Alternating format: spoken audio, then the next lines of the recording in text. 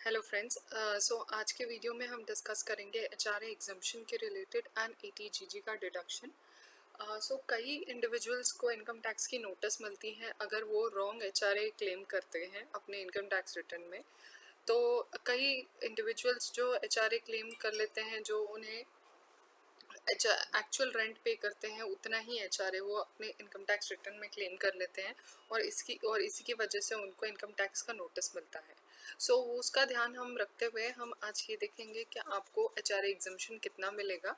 So the HRA exemption is for salaried individuals and the deduction is least of the following, that is actual HRA received. मतलब अगर आपको जितना HRA आपका employer देता है उतना एक्चुअल एचआरए रिसीव्ड, और else 50% of the basic salary. मतलब आपकी basic salary including dearness allowance, DA plus commission, इन तीनों को मिला के 50% जितना अमाउंट होता है बेसिक सैलरी का उतना, and 40% for those who are living in non metro cities. और जो मेट्रो सिटीज़ में रहते हैं उन्हें 50% का मिलता है, और जो नॉन मेट्रो सिटीज़ में है उन्हें 40% का एग्जम्पशन मिलता है, और else actual rent paid -10% of the basic salary. So इन तीनों में से जितना जो भी लीस्ट अमाउंट आएगा उतनी डिडक्शन आप क्लेम कर सकते हैं आपके आईटीआर रिटर्न में।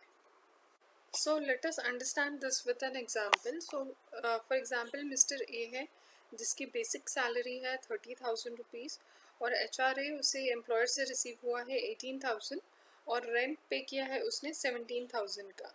So the amount of deduction that can be claimed is the least of the following, that is जितना एचआरए उसे एम्प्लॉयर से मिला है actual HRA of 18,000, and 50% of salary, that is 30,000 का 50%, that is 15,000, and actual rent paid minus 10% of basic salary, that is 17,000 minus 10% of 30,000, which comes to 14,000.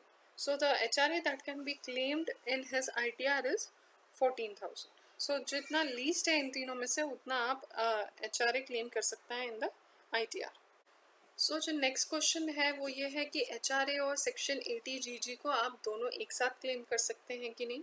So the answer is no, आप एक साथ इसे claim नहीं कर सकते। HRA आप तब क्लेम कर सकते हैं if you are a salaried employee, और एचआरए आपकी सैलरी का पार्ट है। अगर एम्प्लॉयर से आपको एचआरए मिलता है तो आप एचआरए क्लेम कर सकते हैं, और एल्स आप एटीजीजी सेक्शन का भी बेनिफिट ले सकते हैं।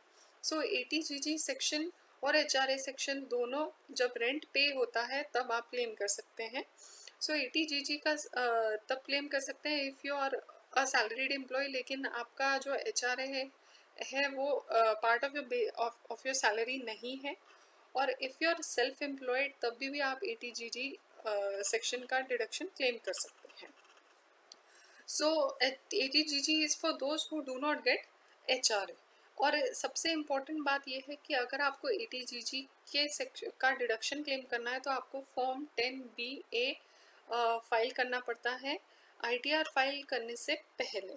सो ये बहुत ही ज़्यादा इम्पॉर्टेंट है कि आपको अगर एटीजीजी का डिडक्शन क्लेम करना है तो it is very much mandatory कि आप आईटीआर फाइल करने से पहले फॉर्म 10BA फाइल कर लें। सो जैसे हमने एचआरए की कैलकुलेशन की है वैसे ही एटीजीजी की कुछ कैलकुलेशंस होती है, फॉर्मूला होता है, और up to that amount, that is maximum आप 60,000 का डिडक्शन क्लेम कर सकते हैं इन एटीजीजी, लेकिन उसके भी कैलकुलेशन और फॉर्मूलाज उसके अलग हैं। सो और एक इम्पॉर्टेंट क्वेश्चन यहाँ पे ये आता है कि आप एचआरए और साथ में जो होम लोन का डिडक्शन है सेक्शन 24B में, क्या वो दोनों एक साथ क्लेम कर सकते हैं? तो द आंसर इज़ येस, कि आप एचआरए का बेनिफिट और जो होम लोन के डिडक्शंस हैं वो भी आप एक साथ क्लेम कर सकते हैं। So thank you so much for watching this video. Do subscribe to my channel, and if you have any questions related to HRA or section 80GG, do comment in the comment section. Thank you.